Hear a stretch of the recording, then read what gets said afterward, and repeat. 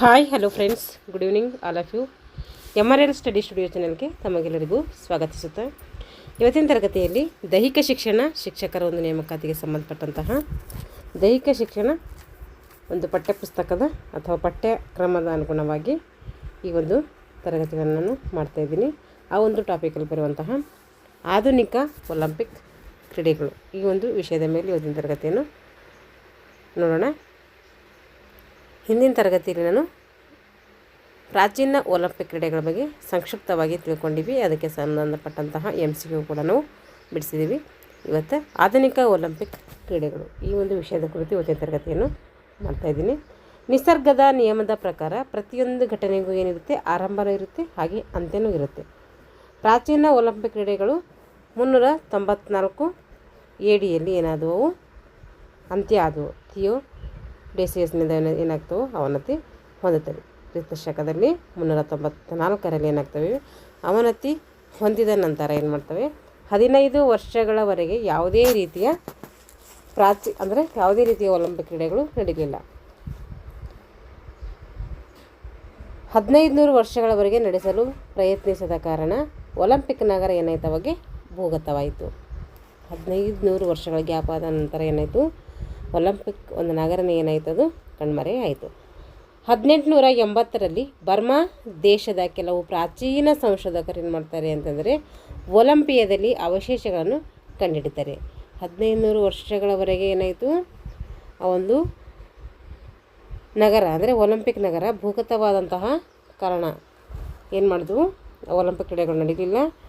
1880ರ ವರ್ಷದಲ್ಲಿ ಏನು ಮಾಡಿದ್ರು ಅಂದರೆ ಬರ್ಮಾ ದೇಶದ ಕೆಲವು ಪ್ರಾಚೀನ ಸಂಶೋಧಕರು ಏನು ಮಾಡ್ತಾರೆ ಅಂದರೆ ಮತ್ತೆ ಒಲಿಂಪಿಯಾದಲ್ಲಿ ಏನು ಮಾಡ್ತಾರೆ, ಕೆಲವೊಂದು ಅವಶೇಷಗಳನ್ನು ಕಂಡುಹಿಡ್ತಾರೆ.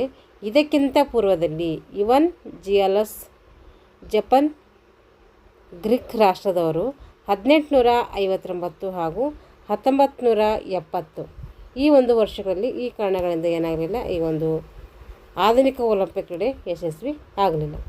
ಯಾವ ಒಂದು ಕಾರಣಗಳಿಂದ ಅಂತಂದರೆ ಆರ್ಥಿಕ ತೊಂದರೆಯಿಂದ, ಅನುಭವದ ಕೊರತೆ, ಹಾಗೂ ವಿಶ್ವವು ಕ್ರೀಡೆಗಳಲ್ಲಿ ಭಾಗವಹಿಸುವ ಸಿದ್ಧತೆ ಇರಲಿಲ್ಲ. ಯಾವ ರೀತಿ ಯಶಸ್ವಿ ಆಗಲಿಲ್ಲ ಅಂತ ಒಂದು ಕಾರಣ ಕೊಟ್ಟಿದ್ದರಲ್ಲಿ ಆರ್ಥಿಕ ತೊಂದರೆಯಿಂದ ಅದು ಏನಾಗಲಿಲ್ಲ, ಯಶಸ್ವಿ ಆಗಲಿಲ್ಲ.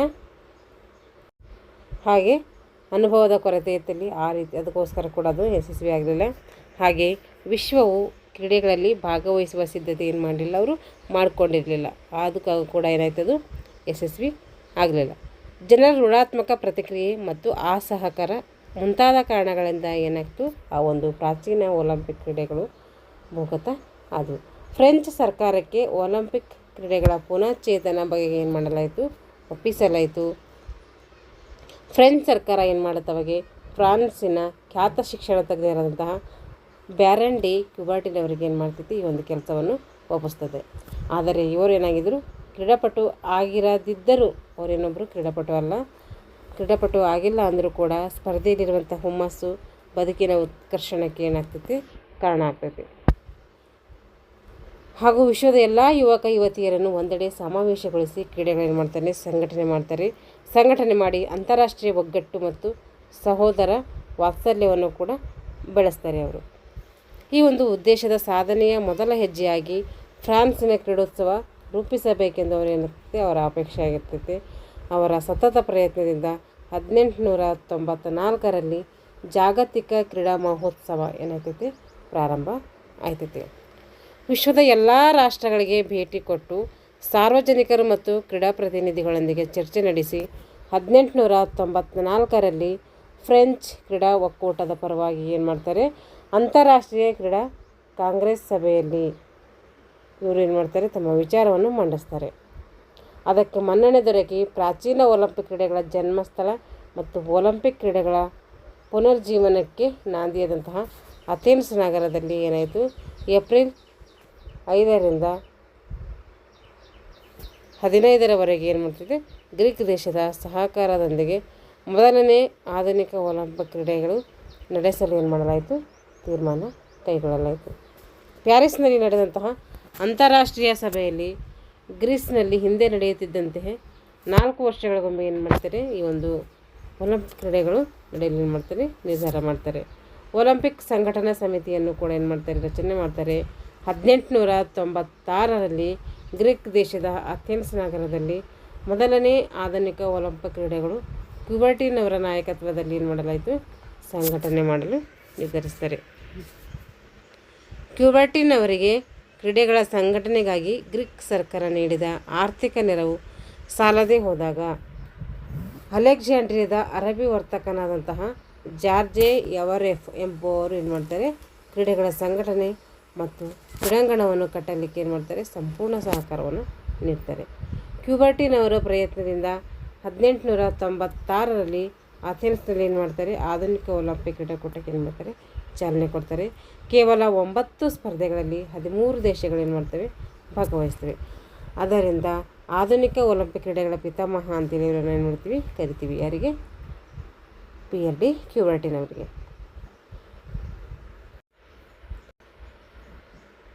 ಕ್ರೀಡೆಗಳ ಮೇಲ್ವಿಚಾರಣೆಗಾಗಿ ಸ್ವಿಟ್ಜರ್ಲೆಂಡ್ನಲ್ಲಿ ಏನು ಮಾಡ್ತಾರೆ, ಅಂತಾರಾಷ್ಟ್ರೀಯ ಮಟ್ಟದ ಒಲಿಂಪಿಕ್ ಸಮಿತಿ ಅಂದರೆ ಆ ಕಚೇರಿಯನ್ನು ಸ್ಥಾಪನೆ ಮಾಡ್ತಾರೆ. ಅದು 1894ರಲ್ಲಿ ಸ್ಥಾಪನೆ ಆಯಿತು.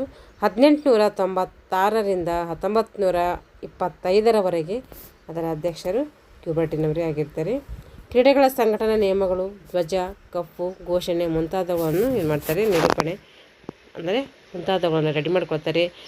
ಇವರಿಂದಲೇ ಏನು ಮಾಡ್ತು, 6, 12 ಮತ್ತು 13ನೇ ಆಧುನಿಕ ಒಲಿಂಪಿಕ್ ಕ್ರೀಡೆಗಳು 1916, 1940, 1944ರಲ್ಲಿ ಮೊದಲನೇ ಮತ್ತು ಎರಡನೇ ಮಹಾಯುದ್ಧ ಕಾರಣ ಏನಾಗಲಿಲ್ಲ, ನಡೀಲಿಲ್ಲ. ಆ ಒಂದು ಒಲಿಂಪಿಕ್ಸ್ ಕ್ರೀಡೆಗಳು ಆ ಟೈಮಲ್ಲಿ ನಡೀಲಿಲ್ಲ. ಯಾವ್ಯಾವು? 6, 12 ಮತ್ತು 13ನೇ ಆಧುನಿಕ ಒಲಿಂಪಿಕ್ ಕ್ರೀಡೆಗಳು. ಯಾಕಂದರೆ ಇಲ್ಲಿ ಮಹಾಯುದ್ಧಗಳು ನಡೆದಂತಹ ಕಾರಣದಿಂದ.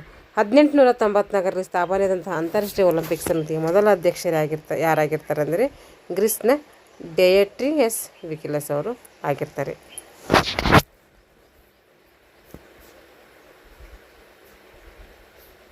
ಈಗ ಆಧುನಿಕ ಒಲಿಂಪಿಕ್ ಕ್ರೀಡೆಗಳ ನಿಯಂತ್ರಣ ಸಮಿತಿ IOC ಅಂತೇಳಿ ಕರಿತೀವಿ, ಅಂತಾರಾಷ್ಟ್ರೀಯ ಒಲಿಂಪಿಕ್ ಸಮಿತಿ ಅಂತೇಳಿ ಕರಿತೀವಿ.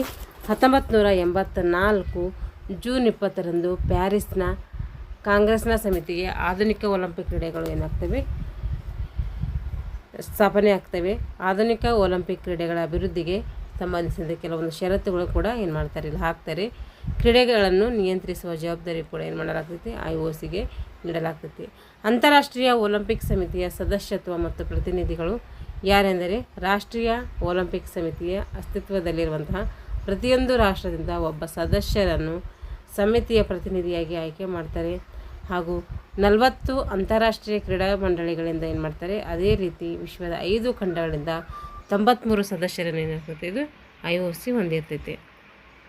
95 ಸದಸ್ಯರನ್ನು ಹೊಂದಿರ್ತೈತಿ. ಯಾವುದು? IOC ಸಮಿತಿ. ಆಧುನಿಕ ಒಲಿಂಪಿಕ್ ಕ್ರೀಡೆಗಳ ನಿಯಂತ್ರಣ ಸಮಿತಿಯಲ್ಲಿ ವಿಶೇಷವಾಗಿ ಒಂದು ಕಾರ್ಯಕಾರಿ ಸಮಿತಿ ಕೂಡ ಇರ್ತೈತೆ. ಈ ಸಮಿತಿಗೆ ಒಬ್ಬ ಅಧ್ಯಕ್ಷ ಇರ್ತಾರೆ, 4 ಜನ ಉಪಾಧ್ಯಕ್ಷರಿರ್ತಾರೆ, ಒಬ್ಬ ಕಾರ್ಯದರ್ಶಿ ಇರ್ತಾರೆ, 5 ಜನ ಸದಸ್ಯರಿರ್ತಾರೆ. ಒಟ್ಟು ಎಷ್ಟು ಜನ ಇರ್ತಾರೆ ಈ ಸಮಿತಿಯಲ್ಲಿ ಅಂದರೆ 11 ಜನ ಸಮಿತಿ ಇರ್ತೈತೆ, 11 ಜನರ. ಈ ಸಮಿತಿಯ ಅಧ್ಯಕ್ಷರ ಅಧಿಕಾರಾವಧಿ ಎಷ್ಟು ಅಂತಂದರೆ ಅದು 8 ವರ್ಷ ಆಗಿರ್ತೈತೆ. ಉಪಾಧ್ಯಕ್ಷರ ಅಧಿಕಾರಾವಧಿ ಎಷ್ಟಂದರೆ 4 ವರ್ಷ. ಈ ಅವಧಿಯ ನಂತರ ಅಭಿರುಚಿ ಇದ್ದರೆ ಪುನಃ ಚುನಾವಣೆಯಲ್ಲಿ ಏನು ಮಾಡ್ತಾರೆ, ಸ್ಪರ್ಧಿಸಲು ಅವರು ಅರ್ಹರಾಗಿರ್ತಾರೆ. ಹಾಗಾದರೆ ಇವರ ಕಾರ್ಯಗಳು ಏನು ಅಂತಂದರೆ ಆಧುನಿಕ ಒಲಿಂಪಿಕ್ ಕ್ರೀಡೆಗಳ ಸಂಘಟನೆ ನಿಯಮಗಳನ್ನು ರಚಿಸಬೇಕು, ಅದರಲ್ಲಿ ಬದಲಾವಣೆ ಮಾಡಬೇಕು, ಕ್ರೀಡೆಗಳ ಸಂಘಟನೆ ಮಾಡಬೇಕು, ಹಾಗೂ ಆಧುನಿಕ ಒಲಿಂಪಿಕ್ ಕ್ರೀಡೆಗಳ ಸ್ಥಳವನ್ನು ನಿರ್ಧಾರ ಮಾಡಬೇಕು. ಮುಂಬರುವ ಒಲಿಂಪಿಕ್ ಕ್ರೀಡೆಗಳ ಕಾರ್ಯಕ್ರಮದ ಪೂರ್ವ ನಿರೂಪಣೆ ಕೂಡ ಮಾಡ್ಕೊಳ್ಬೇಕು. ಇವರು ರಾಷ್ಟ್ರದ ವರಿಷ್ಠ ಅಧಿಕಾರಿಗಳಂತ ಅಂದರೆ ಅಧ್ಯಕ್ಷ ಅಥವಾ ಪ್ರಧಾನಮಂತ್ರಿಯವರಿಗೆ ಏನು ಮಾಡ್ತಾರೆ, ಈ ಒಂದು ನೀಡುವ ಸಮಾನವಾದಂತಹ ಗೌರವವನ್ನು ಕೂಡ ಅಂತಾರಾಷ್ಟ್ರೀಯ ಒಲಿಂಪಿಕ್ ಸಮಿತಿ ಅಧ್ಯಕ್ಷರಿಗೆ ನೀಡ್ತಾರೆ. ಅಂದರೆ ಏನು ಅಧ್ಯಕ್ಷರಿಗೆ ಅಂದರೆ ರಾಷ್ಟ್ರ ಅಧ್ಯಕ್ಷರಿಗೆ ಅಥವಾ ಪ್ರಧಾನಮಂತ್ರಿಗೆ ಯಾವ ಒಂದು ಗೌರವ ನೀಡ್ತೀವೋ ಆ ಒಂದು ಗೌರವವನ್ನು ಈ ಒಲಿಂಪಿಕ್ ಸಮಿತಿಯ ಒಂದು ಅಧ್ಯಕ್ಷರಿಗೆ ಕೂಡ ನೀಡ್ತಾರೆ. ನೋಡಿರಿ, ಒಲಿಂಪಿಕ್ ಸಮಿತಿಯ ಅಧ್ಯಕ್ಷರ ಎಲ್ಲ ಸಂದರ್ಭಗಳಲ್ಲಿಯೂ ಇವರೇನು ಮಾಡ್ತಾರೆ, ಗೌರವ ಕಾರ್ಯದರ್ಶಿಗಳ ಅಧ್ಯಕ್ಷರ ಮಾರ್ಗದರ್ಶನದಲ್ಲಿ ಕಾರ್ಯನಿರ್ವಹಿಸ್ತಾರೆ. ಅಂತಾರಾಷ್ಟ್ರೀಯ ಒಲಿಂಪಿಕ್ ಸಮಿತಿಯ ಪ್ರಧಾನ ಕಚೇರಿ ಎಲ್ಲಿದೆ ಅಂದರೆ ಸ್ವಿಟ್ಜರ್ಲ್ಯಾಂಡಿನ ಲಾಸೇನಾದಲ್ಲಿ ಇದೆ. ಕೇಳ್ತಾರೆ, ಇದು ಇಂಪಾರ್ಟೆಂಟ್. ಅಂತಾರಾಷ್ಟ್ರೀಯ ಒಲಿಂಪಿಕ್ ಸಮಿತಿಯ ಕೇಂದ್ರ ಕಚೇರಿ ಎಲ್ಲಿದೆ ಅಂತೇಳಿ ಕೇಳ್ತಾರೆ. ಅದು ಸ್ವಿಟ್ಜರ್ಲ್ಯಾಂಡ್ನ ಲಾಸೇನಾದಲ್ಲಿ ಇದೆ.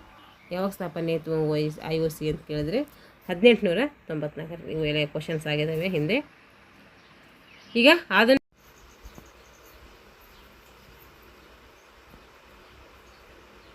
ಇಷ್ಟೇ ಸಾಕಿದು, ಯಾಕೆಂದರೆ ಮುಂದಿನ ತರಗತಿಯಲ್ಲಿ ಇದು ಒಂದೇ ಒಂದು ಕ್ಲಾಸಲ್ಲಂತೂ ಜಾಸ್ತಿ ಆಗುತ್ತೆ. ಇದು ಪಾರ್ಟ್ 2 ಆಗಿ ಮಾಡೋಣ ಇನ್ನೊಂದು ಕ್ಲಾಸಲ್ಲಿ. ಈ ಒಂದು ಸ್ಪರ್ಧೆಗಳ ವಿಂಗಡಣೆ ಮುಂದಿನ ತರಗತಿಯಲ್ಲಿ ನೋಡೋಣ. ಸಾಮಾನ್ಯವಾಗಿ ಆಧುನಿಕ ಒಲಿಂಪಿಕ್ ಕ್ರೀಡೆಗಳಲ್ಲಿ 3 ರೀತಿಯಲ್ಲಿ ವಿಂಗಡಣೆ ಮಾಡ್ತಾರೆ. ಇದು ಇನ್ನೊಂದು ಕ್ಲಾಸ್ ಆಗ್ತೈತೆ, ಇದರಲ್ಲಿ ಸೇರಿಸಿದ್ರೆ ತುಂಬ ಲೆಂದಿ ಆಗುತ್ತೆ ವಿಡಿಯೋ. ಹಾಗಾಗಿ ಪಾರ್ಟ್ 2 ಆಗಿ ಅದನ್ನು ಮಾಡೋಣ ಅಂತ ಹೇಳ್ತಾ ಇಲ್ಲಿಗೆ ಈ ತರಗತಿಯನ್ನು ಮುಗಿಸ್ತಾ ಇದ್ದೀನಿ.